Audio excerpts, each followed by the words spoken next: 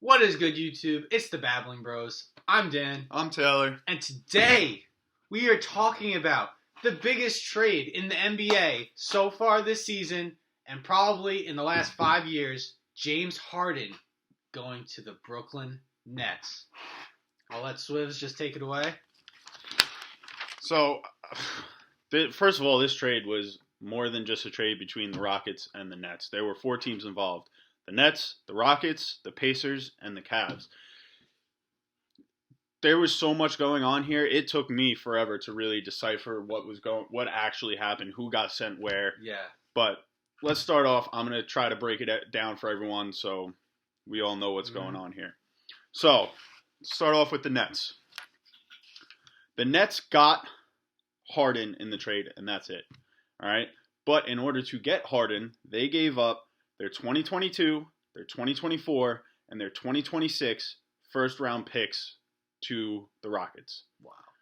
They also gave up Crux, LeVert, Allen, and Prince, and all of them got sent to the Rockets, Pacers, and Cavs. All different. We're going to get into we'll figure it out. Yeah. Who goes where specifically in a second.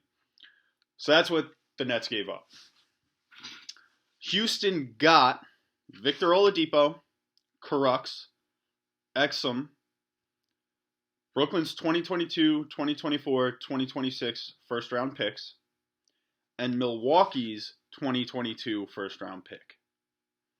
In order to get all those, they gave up Harden and their 2023 second-round pick.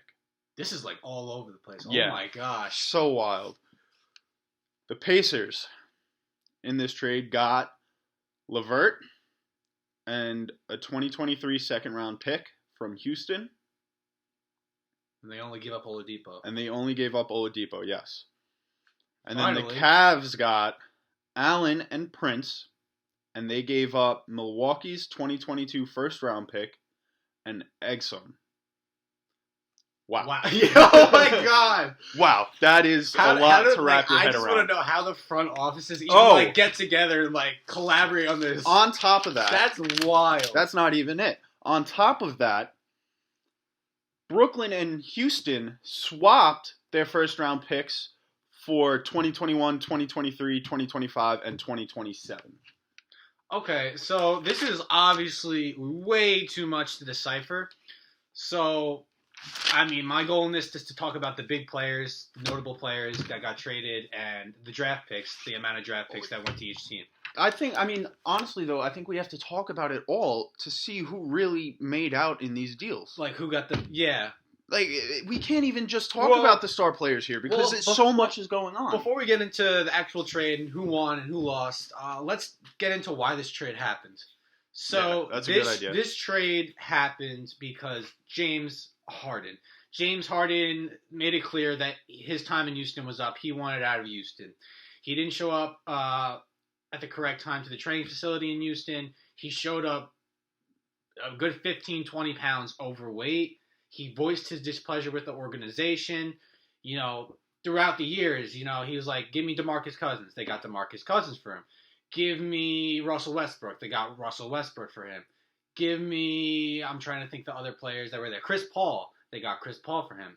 With all of this, the Rockets did everything for James Harden. It's almost as if James Harden was the Rockets. He ran the Rockets organization. He was the owner. He was the general manager. He was the coach. He was everything for him, which shouldn't be possible. That's ridiculous. So James Harden made it very clear that the Rockets were not good this year, and he wanted out.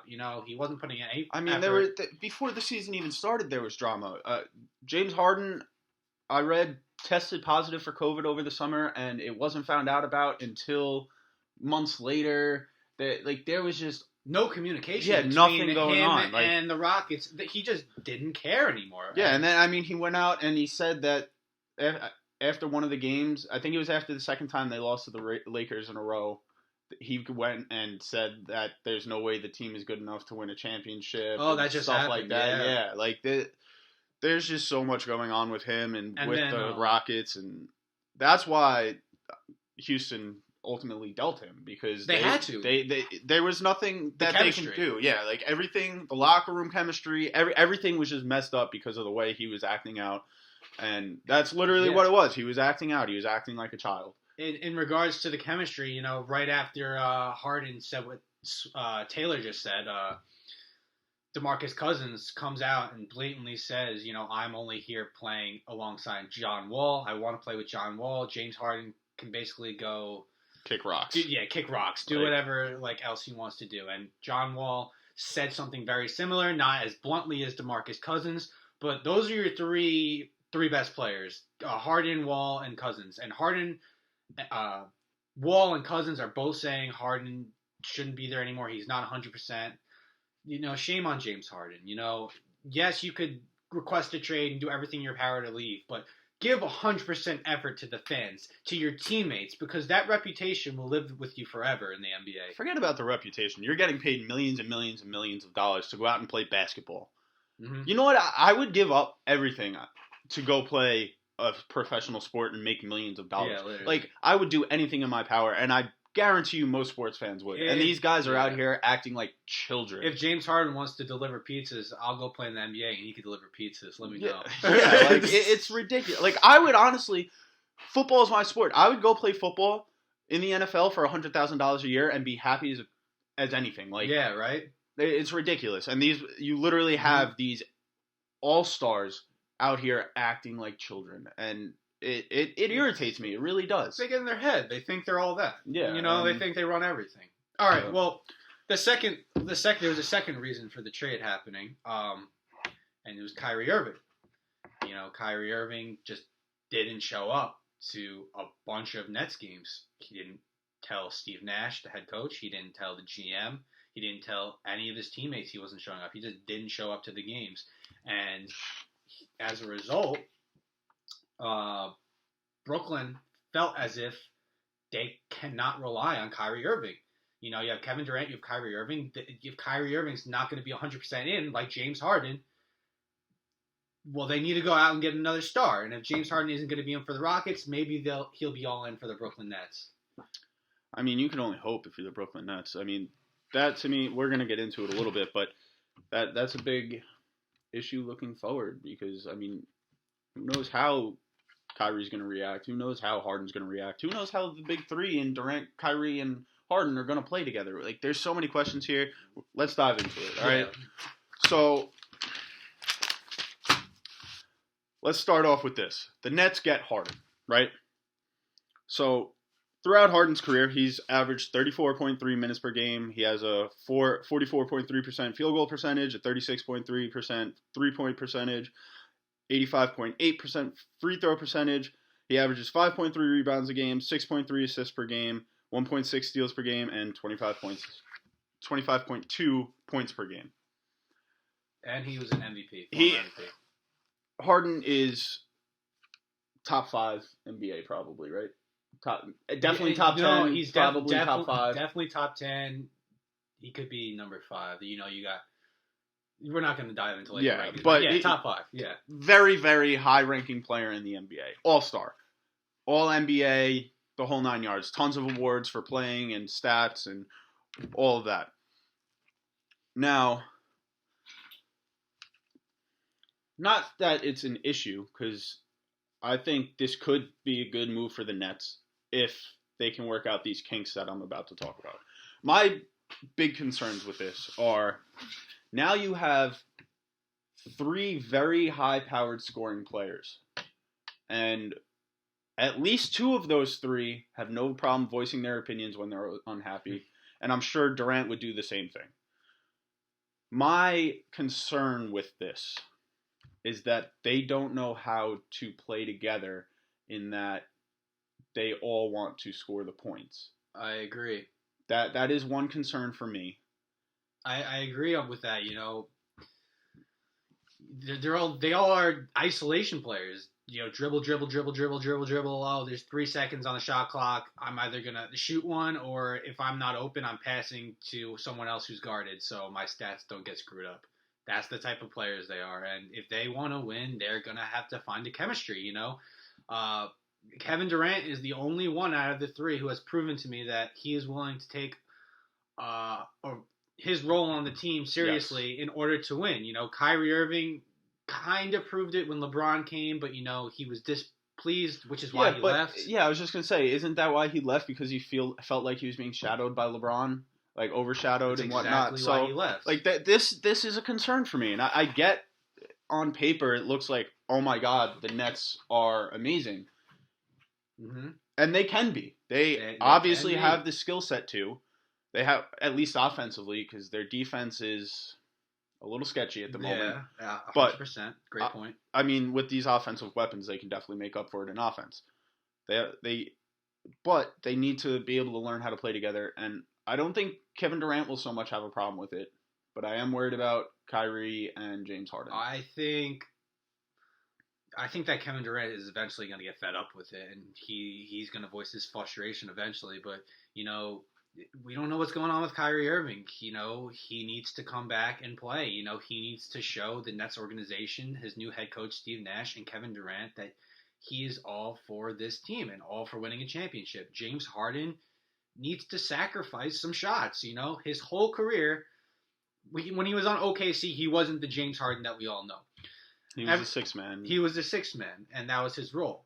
But then when he went to the Rockets, all he's known his entire career is, I'm the man, I'm the only one. Look what happened when Russell Westbrook went to Houston. They clashed. They were the two same players. So the X factor for me is James Harden. Yeah, and I mean, hopefully for the Nets' sake, they figure it out. But that is one big concern. The other big concern I have is all the drama going on. Now you already have your own drama going on as the Nets with Kyrie. Mm-hmm. And now you're bringing in another player who's a little bit known for causing drama. It's like New York is just drama central. Not New York, Brooklyn is drama central. Right. Plus, you have a first-year head coach. A first-year head coach who has to deal with all of this. He has all these great players, but I would rather be a first-year head coach on a decent team than this. This is torture. I don't know, man. It's going to be a lot to decipher and a lot to see what happens, really.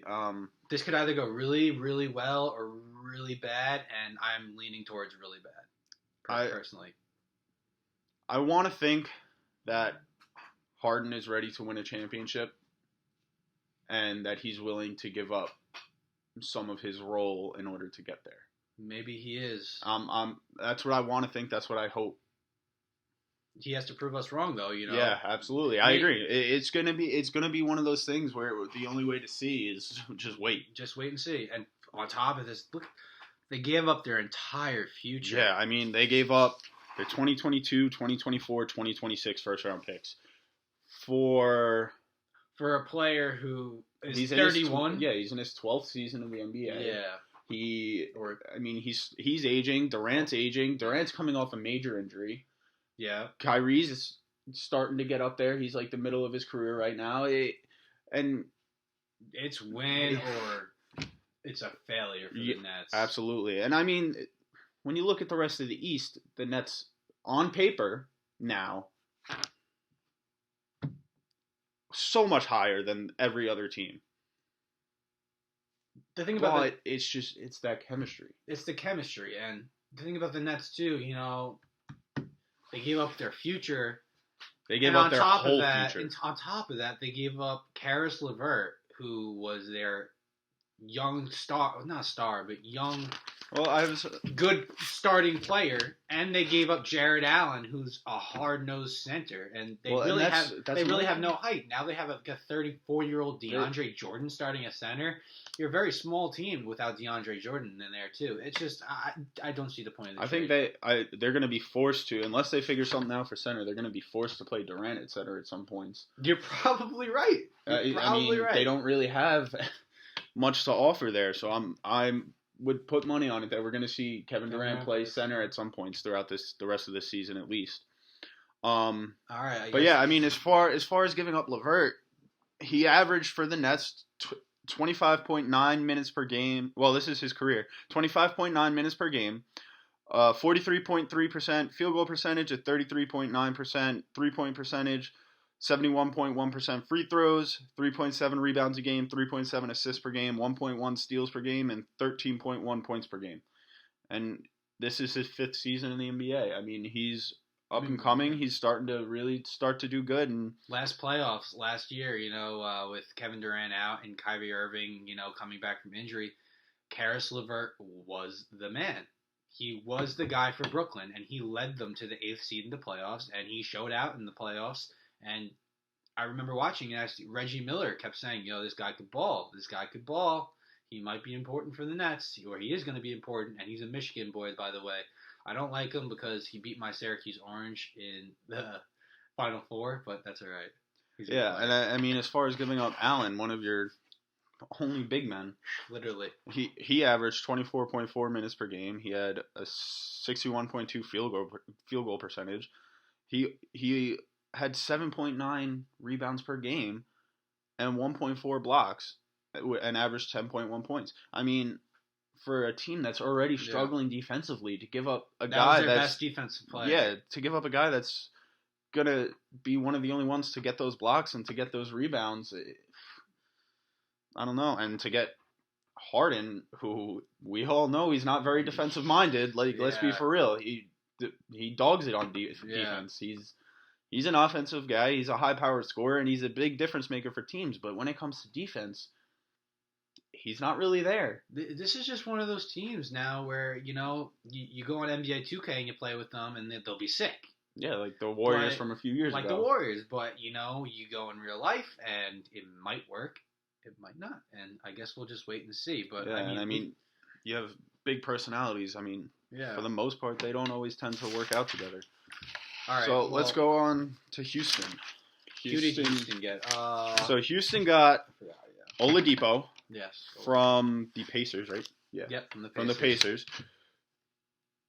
They got Crux, Exum, the 3 Brooklyn first-round picks, and a Milwaukee first-round pick.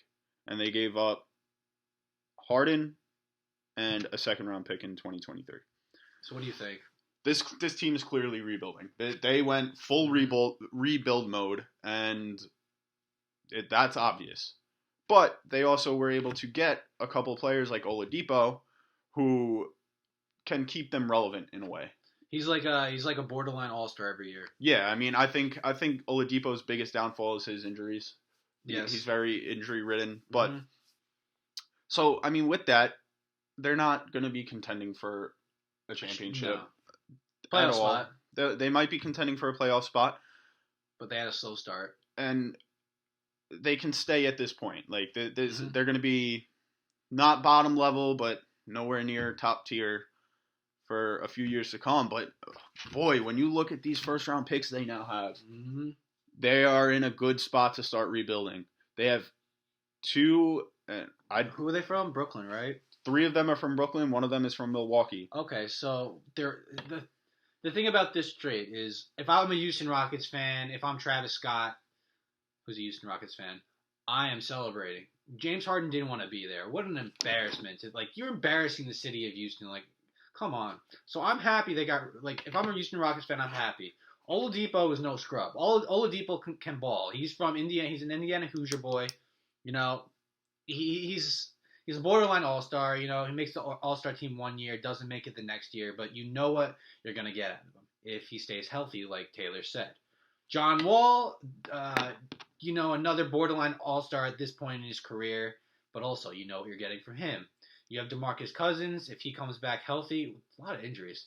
If he comes back healthy and produces, this could be 6, 7, 8 seed team. Yeah, but absolutely. The thing that we need to focus on is all these draft picks. And the other thing that I really like about this move, too, is so they have John Wall. They have Oladipo. They have DeMarcus Cousins. Now when they start drafting these young guys in the first round that could be the future of their team, they have someone to mentor them, too. That's very true. So they have... At every position. Yeah, point guard, shooting guard, center. Right. They have 2 draft picks that they just got in this trade in the 2022 draft. So they get... plus their own. I think they still have it, right? The only problem with it is Brooklyn is going to be a high seed, so the draft picks won't be a top 15 pick. Well, who knows? If we got to see how. Yeah, who knows? Well, actually, Oh no, those are the off years. Those are the off years. They also got it from Milwaukee because they swapped. Amazing. They swapped picks in 21, 23, 25, and 27. So in the years that they don't have Brooklyn's first round picks, they swapped picks. I think. I'm so lost now. So they got Brooklyn's 22, 24, and 26 first round picks. Okay. In 21, 23, 25, and 27, they swapped. So Brooklyn is taking Houston's first round pick in those years, and Houston is taking Brooklyn's. Okay. So what I think that Houston is banking on with that too is that obviously in 21 it's going to be a high pick. Mm-hmm. All right. 23, 25, 27, I think they're banking on Brooklyn falling apart. That's interesting. Right? So that goes into the conversation we were having before, too. They're thinking the same things that we're thinking. That's what I'm thinking. And I think in Brooklyn's head, they're like, oh, well, we're going to be a powerhouse for years to come now. Let's swap these picks to make the trade a little bit better for us. And then they're thinking the complete opposite. Like, no, you guys are going to fail. You have three superstars who are 28, 32, and 31. So in 2 years, if one of them decides to leave, then another one's going to be old, and then the other one's going to be leaving. Wow, that's interesting. Yeah, so now it really comes down to Brooklyn really could have wound up losing this trade for their future. Yeah. Big time if they fall apart. It is really winning the next 2 years, either this year or next year for Brooklyn or bust. And I mean, even if they do win the next couple years, I wouldn't have made that trade. Oh, okay, if they win both years, but I don't see them beating the Lakers. They are screwing their future by just here's all our first round picks for the years to come. I would never do that because that is literally. But Brooklyn's also saying, okay, we're Brooklyn, we're New York. I think we can get free agents. But look at the Knicks. The Knicks exactly. Can't get free agents. The Knicks back in the day were the prime time spot to go for free agency. Now nobody wants to come. I don't think players really care about location anymore. I think they care about the paycheck. They care about can they win a championship, and they care about the what's it called? Like, I guess I'll use the word communication between the two parties. I want this, you want this, let's work together and make it happen. I agree. It's definitely their top priority is money, in my opinion. Yeah. I mean, they make that pretty clear. Yeah. And two, I think the next priority is what other star players are going to be there with me so we can just run through the NBA and win championships. Exactly. Let's make a super team. But if I'm an NBA player, there are a couple players I don't want to play with. James Harden, Russell Westbrook. Yeah, basically those two. I was gonna say Kyrie Irving, but Kyrie Irving is a little malleable. He could adjust. We got to see. I mean, this is going to be the true test, and who knows? All right, what was the third team that? So now we have the Pacers. So the Pacers got LeVert and a 2023 second round pick from Houston. Who got Jared Allen? The Cavs. The Cavs.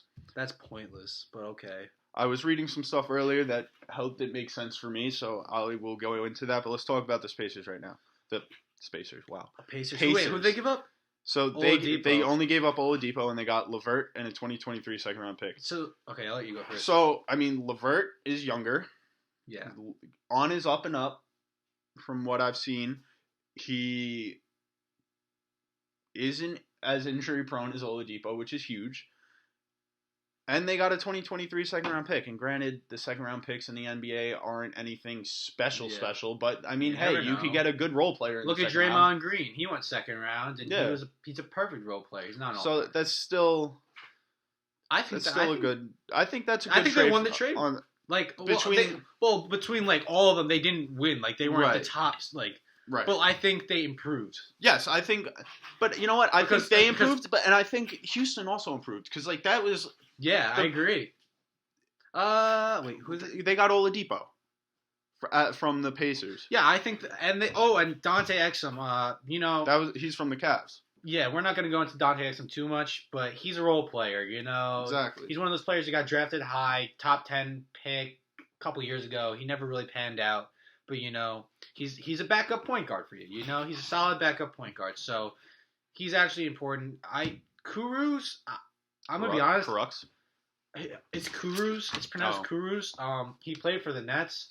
I didn't even Honestly, I don't know too much about him. I mean, I have his stats written down. His career what stats. What is his stats? He's in his third season. What's the 3-point percentage though? His 3-point percentage is 33.3, so he makes a third of his shots from behind three. Decent. Not terrible. He has a 44.8 field goal percentage. He averages 73.8 from behind the free throw line. He averages 3.4 rebounds, 0.9 assists, 0.6 steals, and 6.5 points per game. He's literally just a roster filler, in my opinion. I don't know if he's necessarily a roster filler or a role play type player. I think he's good off the bench, and this is only his third season.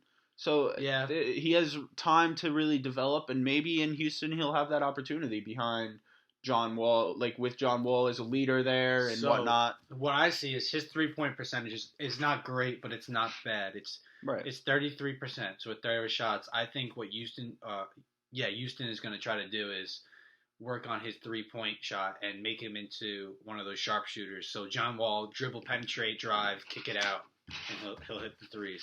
It's definitely a possibility. I mean, but he's still got time. Like I said, it's only his third season, so he's got time to develop. He's got time. Who knows? He could become very good for Houston. So back to Karis LeVert. So I think the Pacers made a good deal in that. They got someone who's younger.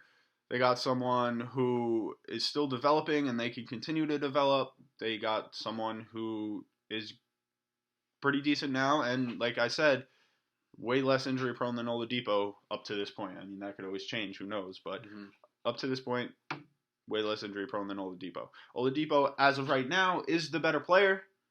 But I think that was a good trade for both Houston and the Pacers because Houston gets that veteran presence a little bit. If you asked me last year who's better, Karis LeVert or Victor Oladipo, last year, beginning of the season, I would say Victor Oladipo is here, Karis LeVert is here.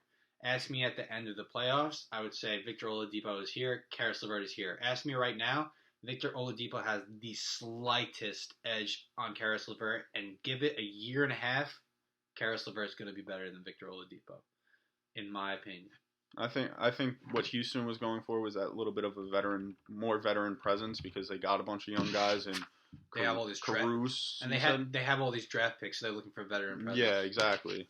So I think that's where that was going. Okay, so I think as far as that goes, I think it was a pretty even, worked out well for both teams between the Pacers and the Rockets. I agree. Okay. I think this trade worked out for every team with what they needed, but I think in the long run, Brooklyn's going to fall flat on their face. Yeah, this is a win now mentality trade for Brooklyn. Yeah. And then the Cavs, they get Allen and Prince. So what were you going to say before about that? So, because I don't see the point in the trade. They have Andre Drummond, who is their second best player behind Colin Sexton. Right. So Allen is 22 years old, I believe that I read. Yeah, he's young. And Drummond is starting to age. 30s for a big man too. That's kind of right. So they're both up on their contracts at the end of this year. So they're looking for a replacement for Drummond, is what I was looking at, and I think he's a pretty decent replacement considering he's young and already producing. I would rather have Allen than Drummond anyway. So that's where they were going with that. Prince decent. He's a role player. Yeah, I have this. I watched a couple of Brooklyn Nets games. I forgot his last name. I think it's Torian. Yeah. Torian Prince. He's all right. You know, he'll hit a shot every now and then. He plays hard defense. You know, you'll get good defense out of him, but whatever. Yeah, I mean, he only averaged 11.4 points per game in his 4 seasons. This is his 5th season, so 11.4 points per game, a 41.2 field goal percentage, and a 36.6 3-point percentage. Undersized power forward. So he's more of an offensive-minded, shooting-minded power forward. 36% he could draw if he can get good at drawing the foul. He has an 82.2 free throw percentage, which could be big. That could definitely be helpful. So, and again with the Cavs, they have Kevin Love, who's aging. Cavs are. So they're. I don't know what they're gonna do. You know, Kevin Love. Oh, Kevin Love's gonna be one of those players like David Lee, who's an all-star and then just at the end of the career completely falls off and becomes a role player. So the Cavs need to part ways with him. Well, I think that's what they're looking to do with these two. I think they're trying to do Colin Sexton, Jared Allen. They have a point guard they drafted last year. Forgot his name. Whatever. He's pretty good. Sure. Yeah, I forgot his name. This is gonna bother me, but whatever. He's pretty good. Yeah. So I mean, I think the Cavs did pretty good in this trade as well, considering they are trying to find replacements for these guys. And yes. I think they did a decent job in doing that, and we got to see how these players continue to develop for the Cavs, because they're both young guys. I mean, this is Prince's 5th season, and this is Allen's 4th season, so they still have more than enough time to develop and turn into big guys for the franchise. Mm-hmm. So sure. we got to see what happens with that. And they only gave up Exum and Milwaukee's 2022 first-round pick that they had from, I guess, a previous trade. So Milwaukee's going to have a top 5 pick because they're a top 5 team. So no, they're not going to. They're going to have a bottom 5 pick.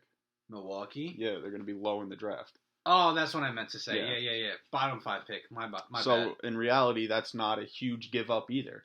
Exactly. Yeah, that's where I was getting at. I don't know why I said top 5.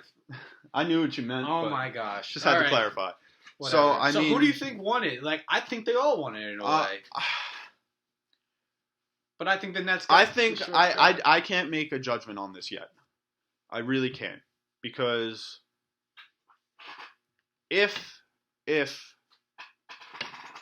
the Nets can get these players to work together well in Harden, Durant, and Kyrie, and figure out their bench situation and get their team squared away, and they win, and they make it to the finals this year, next year, whatever else, then I think they win the trade. Mm-hmm. But if they can't get them to play well together, which is a big if,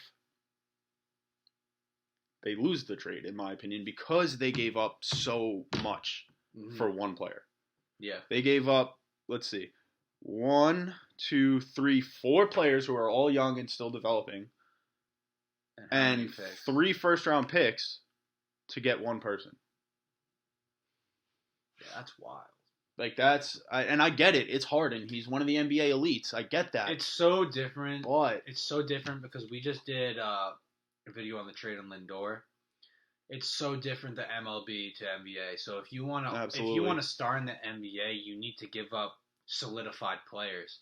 Whereas in the MLB, maybe you would give up one solidified player, but they're looking at prospects more so than solidified players. It's just so different. Yeah, like the trade aspect is so different. I mean, there's not many trades in any other sports that are with 4 teams either. NBA trades are the craziest by far, though.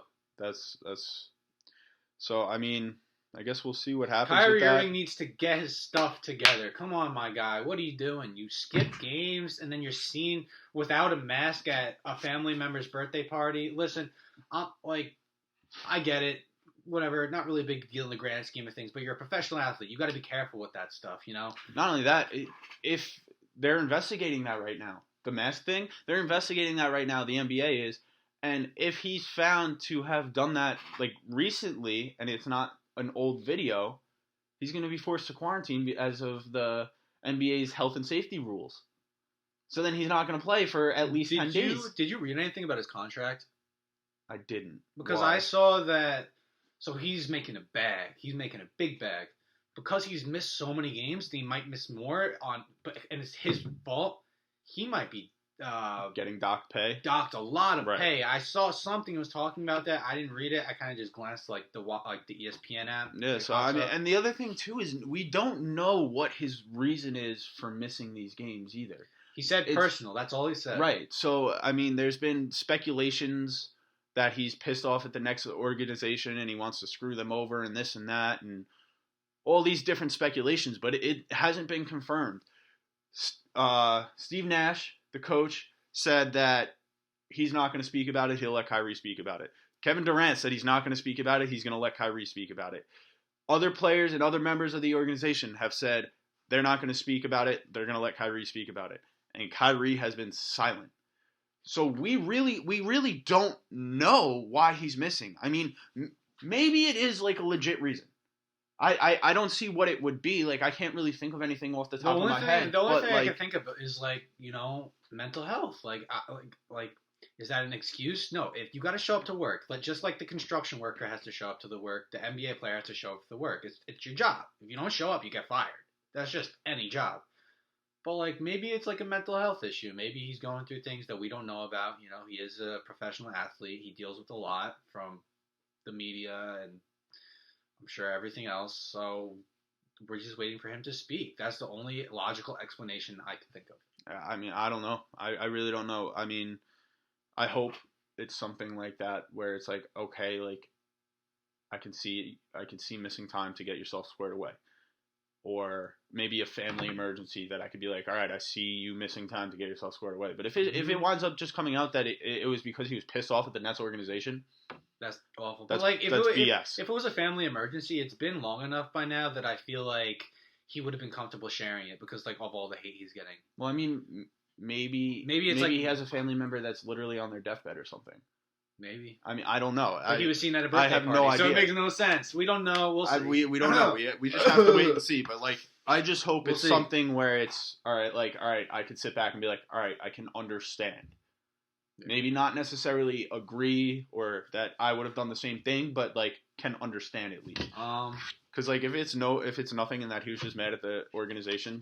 Do we have anything else to cover? Or is just this, and then I found out on my way here, actually, that the Jets hired a head coach. So let me just... So while he's looking that up, I'm going to say something. The Knicks started 5-3, so I was really hyped. They've lost 4 straight. Ever since Austin Rivers said this team is no joke and we have the potential to win a lot of games, they've lost 4 straight games. We get a glimmer of hope, and it fades away. That quick. I can't watch the Knicks anymore. After the 2 losses, I was like, oh no, they're 5-5 now, then 5-6. They lost to the Charlotte Hornets. They're booty cheeks. And then they lost to the Brooklyn Nets with only Kevin Durant. I understand they're still better than the Knicks, but come on, man. They better pick it up. If they don't pick it up, next game, we're done. Listen, as Knicks fans, I think with this team right now, we really need to just sit and be patient. I'm sick of being patient. I understand. I've been patient for 21 years. Listen to me. 21 years I've been patient. When you look at what the Knicks have done in the past, they've always gone out. They got Carmelo Anthony. They got Amari Stoudemire. Mr. Ballhog. Right, but they got these players because they wanted to try to win now. Melo's got my heart. Now they're trying to build through the draft, and I think they're doing an okay job at it so Barrett, far. He's all right, but he's not a generational talent. It's his first year. Second year, sorry. The first year is Obi Toppin. Right, but these guys need time to he got hurt. He's not even playing, and he looked terrible in his first couple games. Right. Quickly looks good. I think we need to be patient. We're trying to build through the draft instead of going out and making these big signings that just don't work out in the long run. 2013 was a great year. I miss Steve Novak. I miss J.R. Smith. I miss Iman Shumpert. I miss Jason Kidd. I even miss freaking Rasheed Wallace. Rasheed Wallace was a boss. Yeah, I agree. But look where it got us. Right Nowhere. Back here. That's why I think this was the better situation for us moving forward. Yeah, we're not going to win a championship this year. Probably not even next year. Go to the Jets. I'm a Giants fan. At least I don't have to put up with the Jets. We got to be patient. Go to the Jets. Be patient. All right. So, Jets decided who they're going to hire as their next head coach, and that is Robert Saleh, I think. It's the 49ers defensive coordinator. Oh! So, wait. What? I know I'm cutting you off, but did you see who got hired by the Jaguars?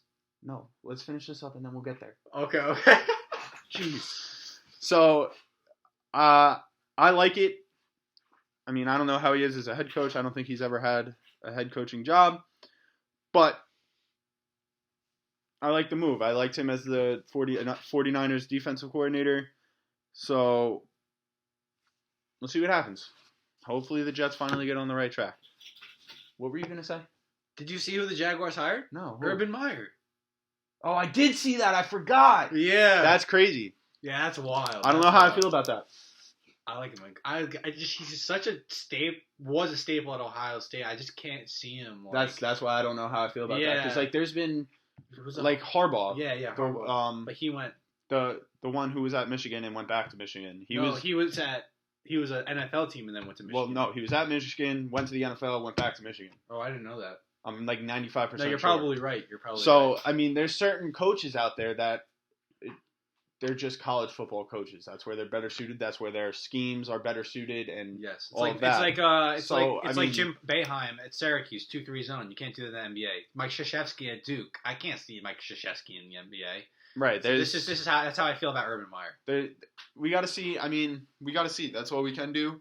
I do like Urban Meyer as a coach, but I don't know how it's going to translate to the NFL. But how are the Jaguars look? What is he being given? Gardner Minshew. Who's the running back? I don't even know. I forgot. Leonard Fournette's now on the Bucs, so I have no idea. Yeah, it can't be anybody that good. The Jaguars are in full rebuild mode, and they're 1-15. Yeah, they're in full rebuild mode. They have a good draft pick coming in. They might even have the number one. They do have the number one. I think they do. They do have the number one. I think they do. So they're in full rebuild mode. Who knows what they're gonna? Right. Who knows what they're gonna do in the offseason? Who knows? And the thing is, too, the one thing I will give them in hiring Urban Meyer is. Coming out of college, he's a college coach. He has a relationship with a lot of the guys already that came from Ohio State, and there's a lot of them that come from Ohio State.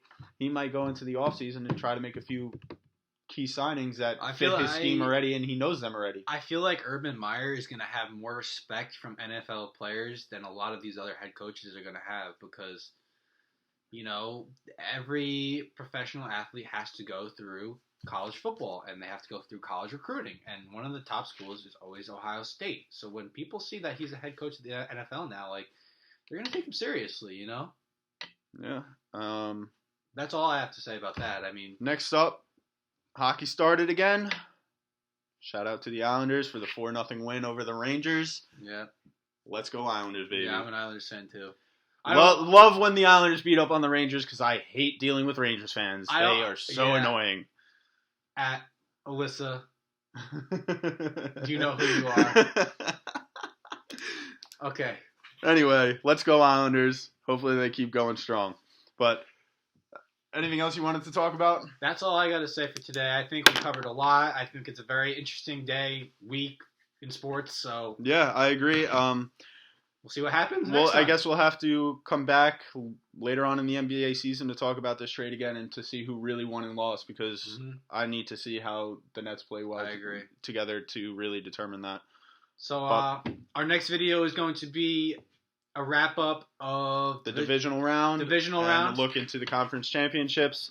And then if anything else goes on between now and then, we'll include that in it too. So until next time, we'll catch y'all later. Shout out Kobe Bryant, R.I.P. All right.